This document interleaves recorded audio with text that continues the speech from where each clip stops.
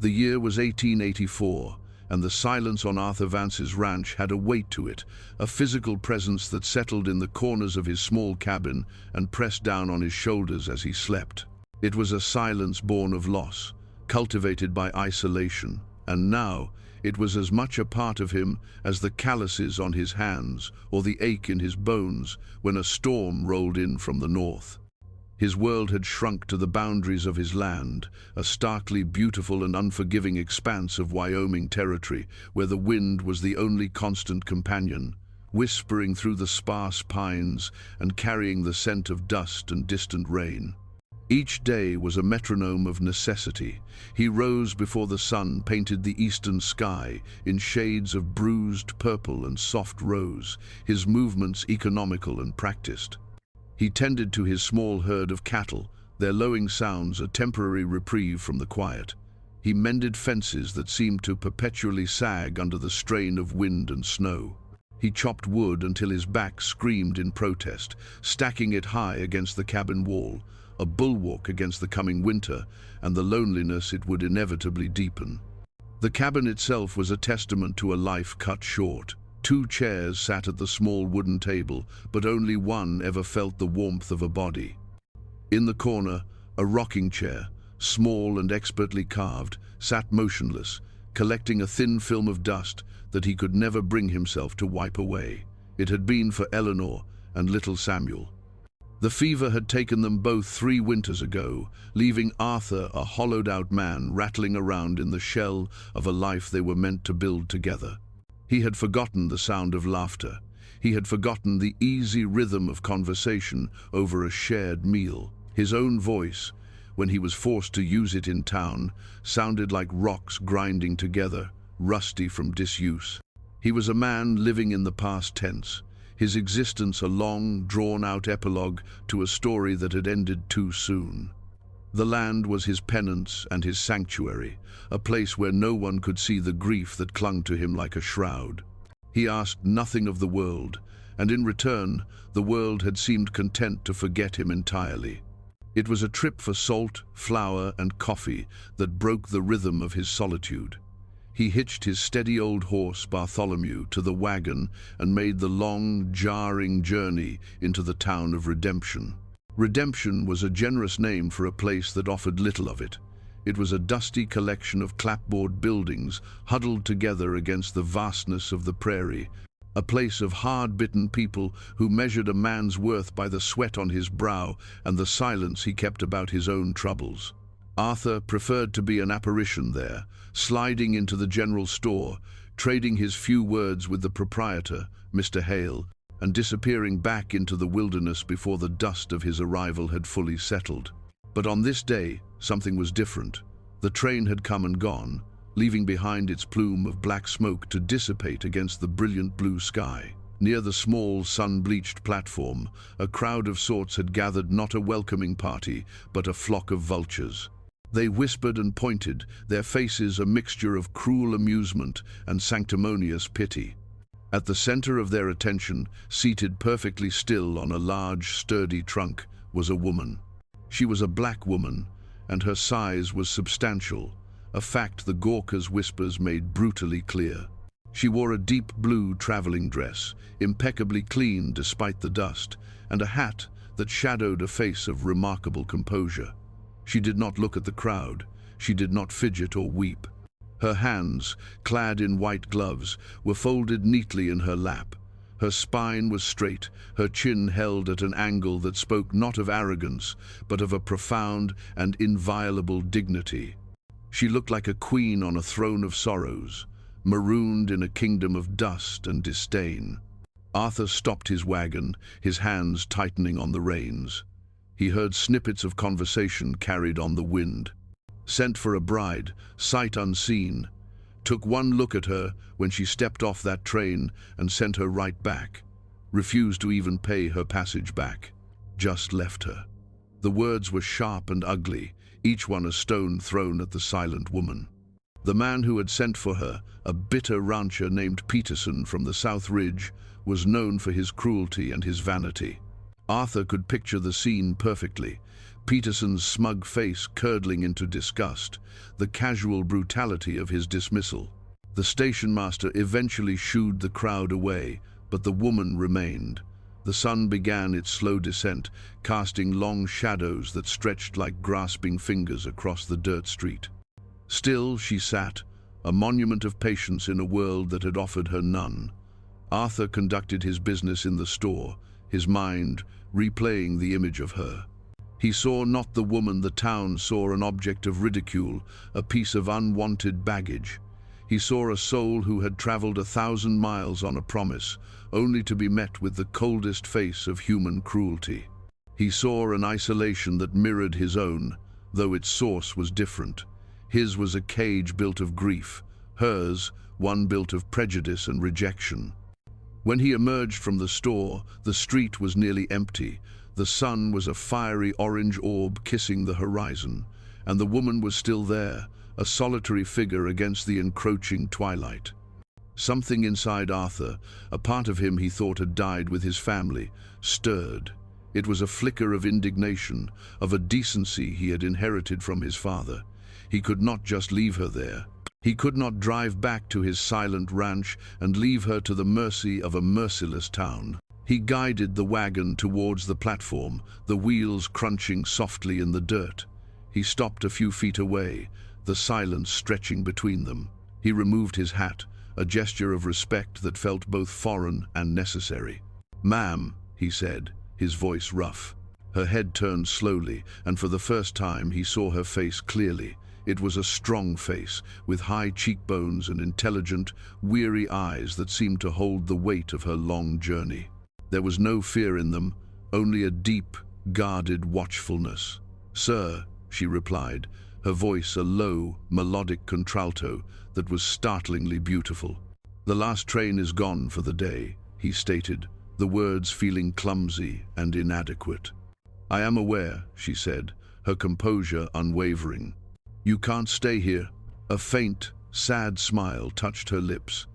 "It appears I have little choice in the matter." Arthur swallowed, the dry dust of the road coating his tongue. "I have a ranch, north of here. It's quiet, but it's safe. There's a spare room. You could rest there until you decide what's to be done." Her dark eyes searched his face, probing past the weathered skin and the sadness etched around his eyes. He knew what she was looking for: malice, pity, ulterior motives. He met her gaze steadily, hoping she would see the simple, unvarnished truth of his offer. He was not a savior. He was just a man who knew what it was to be alone, and he could not abide the thought of leaving another soul to face the night in such a cruel place. For a long moment, she said nothing. The wind picked up, rustling the fabric of her dress. Then she gave a single, almost imperceptible nod. "I would be grateful, sir." "Arthur Vance," he offered. "Beatrice Shaw," she replied. He climbed down and, with a strength that surprised her, lifted her heavy trunk onto the back of the wagon as if it were a sack of feathers. He helped her up to the seat, his hand briefly touching hers. Her skin was warm, her grip firm. The journey back was made in near total silence, but it was a different kind of silence from the one that usually accompanied him. It was a shared silence, filled with the unspoken questions and the vast, unknown territory of what came next. As the last sliver of sun vanished, plunging the prairie into a world of silver moonlight and deep shadow, Arthur Vance drove his wagon home, a stranger beside him, the crushing weight of his solitude momentarily, inexplicably lifted. The first 24 hours at the ranch were a delicate dance of distance and observation. Arthur showed Beatrice to the spare room, the one that had been his wife's sewing room. It was neat, clean, but achingly empty. He watched as Beatrice took in the bare walls, the simple bed, the window that looked out onto an endless sea of grass. He saw a flicker of something in her eyes, not disappointment, but a kind of weary resignation. He left her to her privacy, retreating to the main room, which suddenly felt smaller, more crowded with memories.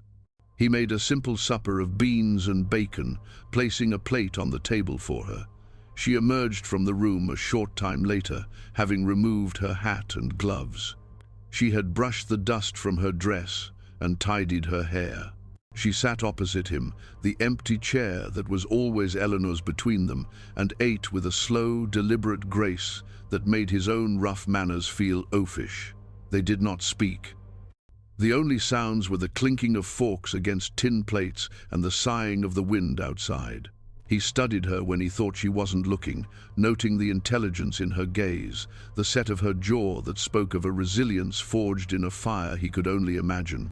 She, in turn, observed him, her eyes catching the way he would sometimes glance towards the small, unused rocking chair, the deep lines of sorrow that framed his mouth. The next morning, he awoke to the smell of coffee, rich and strong.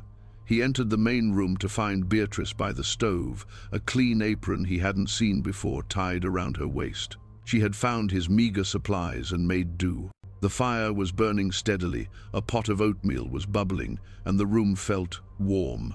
It was a warmth that had nothing to do with the fire. "Mr. Vance," she said, her voice even, "I hope you do not mind. I cannot abide being idle." "Arthur," he corrected her gruffly, "just Arthur." He ladled some oatmeal into his bowl, the unfamiliar sensation of someone else providing for him, unsettling and oddly comforting. That day, they began to establish a quiet rhythm. While he was outside checking on the cattle, she set about bringing a subtle order to the cabin's interior. She found Eleanor's old sewing kit and mended a tear in one of his work shirts, the stitches so fine, and even they were nearly invisible. She washed the windows until they sparkled, letting in the stark morning light. She did not rearrange his life or intrude upon his memories. She simply polished the edges of it, her quiet industry a balm to the cabin's long neglect. In the afternoon, the handle on the old water pump broke. Arthur swore under his breath, wrestling with the rusted mechanism. He was about to fetch his heaviest hammer when Beatrice appeared at his side. "May I?" she asked softly. He stepped back, surprised. She knelt, her brow furrowed in concentration as she examined the pump. Her hands, which had seemed so delicate, moved with a surprising confidence. "It is not the handle," she said after a moment. "The pin has slipped here. It needs to be pushed back and secured, not forced." She pointed to a small, greasy piece of metal he had overlooked. Using a stick and a small rock, she expertly maneuvered the pin back into place. With a final, firm tap, it was secure. She stood and gestured for him to try. He worked the handle, and with a gratifying squeal, a stream of clear, cold water gushed forth. He looked from the pump to her, a slow feeling of respect dawning in him. "Where did you learn to do that?" "My father was a blacksmith," she said simply, wiping her hands on her apron. "One learns to see how things fit together." That evening, they ate a stew she had made, simmering it for hours with wild herbs she had found growing near the creek bed. The flavor was rich and deep, a taste of life in a place that had long been defined by its absence. For the first time, words came more easily. "You are a long way from home, Beatrice," he said, the sound of her name in his own voice a novelty. "Home was a small house in Ohio," she replied, her gaze distant. "After my parents passed, there was nothing left for me there. A woman like me, a black woman, a large woman. The world does not make many places for us. The advertisement in the paper, it spoke of a new life, a chance to build something." Her voice was devoid of self-pity, a simple statement of fact. It seems the man who wrote it did not care for the materials he received. Arthur felt a familiar anger rise in him, hot and sharp, directed at Peterson and the cruel world he represented. "His judgment is a reflection of his own smallness, not yours." She looked at him then, truly looked at him, and he saw a flicker of surprise, a crack in her formidable composure. She had expected pity, perhaps, or awkward silence. She had not expected to be defended. She had not expected to be seen. The next day, he took her to the place he shared with no one, a small rise behind the cabin where two simple wooden crosses stood against the vast sky. The wind was gentle here, and the grass grew thick and green. "Eleanor," he said, his voice thick as he pointed to the larger cross, and Samuel. Beatrice did not offer empty platitudes or condolences. She simply stood beside him, her presence a silent, solid anchor in the swirling sea of his grief. She reached out and gently brushed a stray leaf from the smaller cross, a gesture of such simple, profound tenderness that it broke something open in Arthur's chest. He had carried his sorrow alone for so long, believing it to be his solitary burden. In her quiet act of respect, he felt a shared understanding of loss, a recognition that pain was a universal language. They walked back to the cabin as the afternoon light softened, the air growing cooler. He found himself talking, the words spilling out of him after years of being dammed up.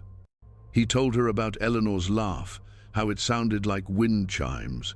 He told her about Samuel's fascination with grasshoppers, how the boy could spend hours watching them in the fields.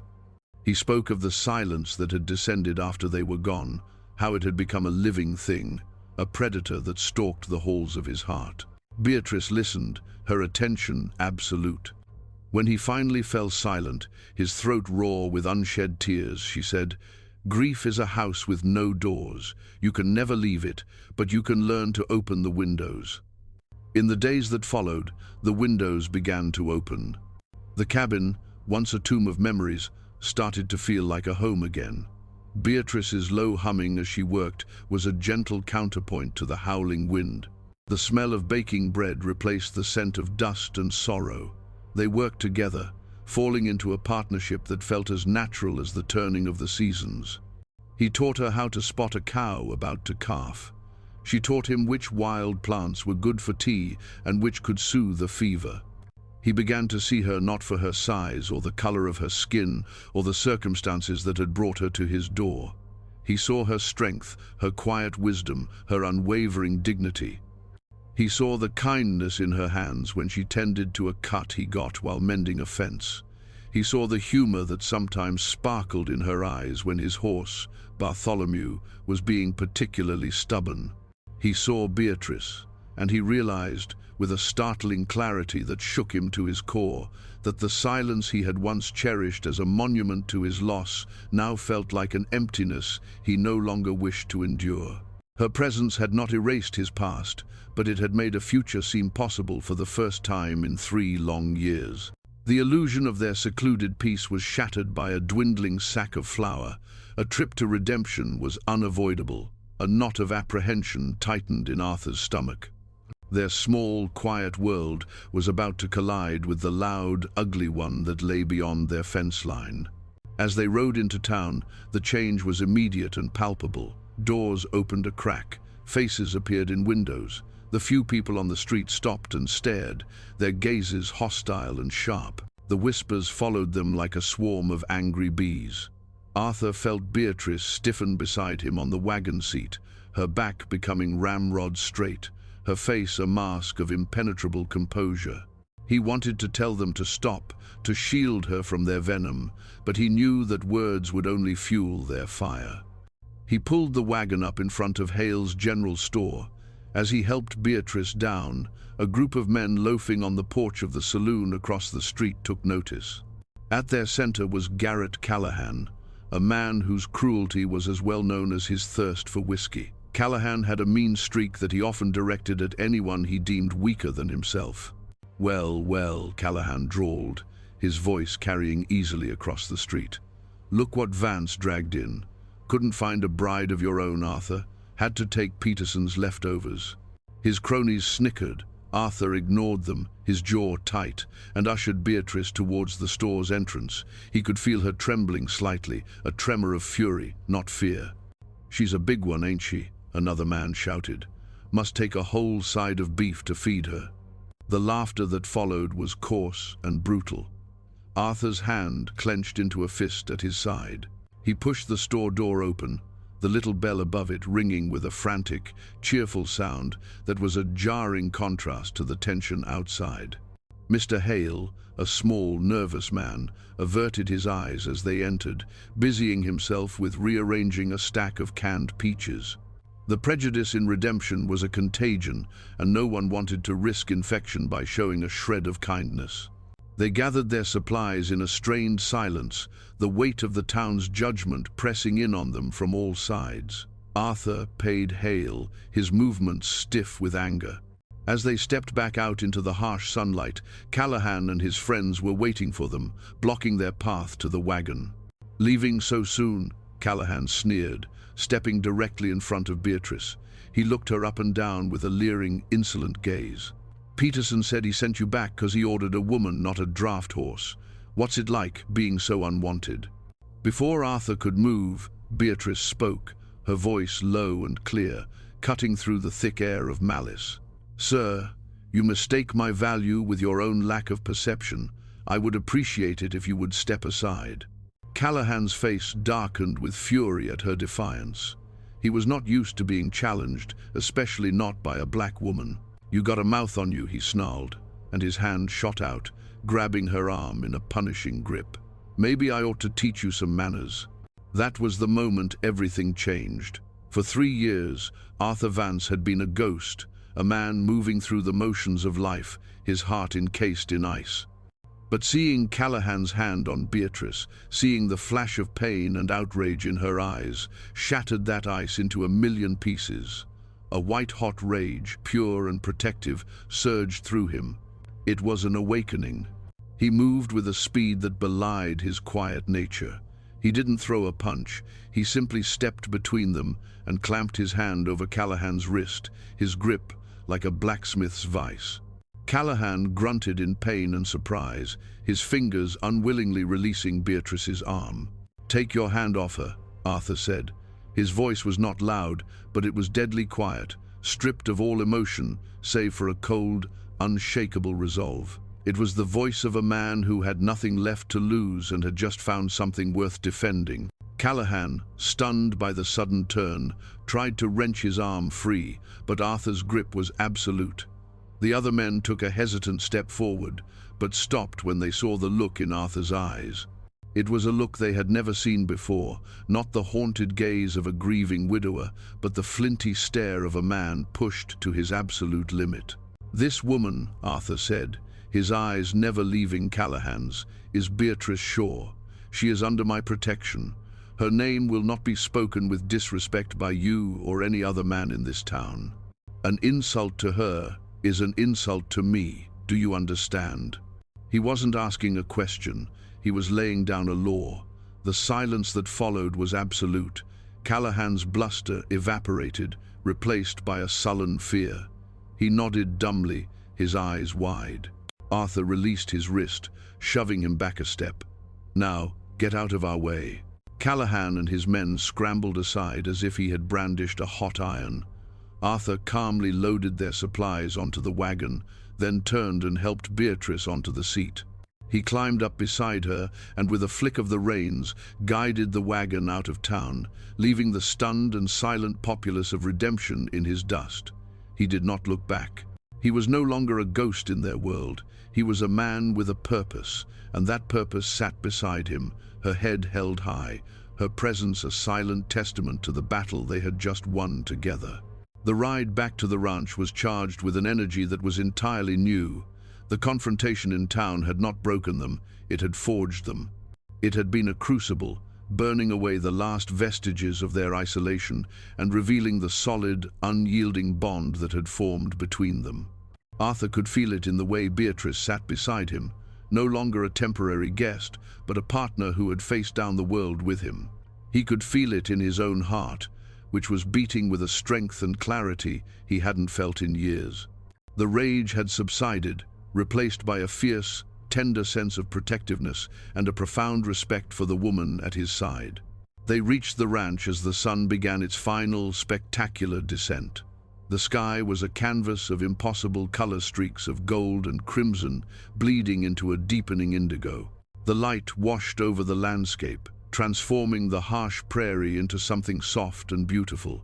The wind, which had so often sounded like a mournful cry, now seemed to be whispering a song of peace. Arthur pulled the wagon to a halt in front of the cabin, the place that had become their sanctuary. He helped her down from the seat, and for a moment they simply stood there, bathed in the warm, fading light of the sunset. He looked at the cabin, its windows now glowing with a welcoming warmth from the fire she had banked before they left. He looked at the vast, open land stretching out around them, no longer a symbol of his emptiness but a promise of a shared future. And then he looked at Beatrice.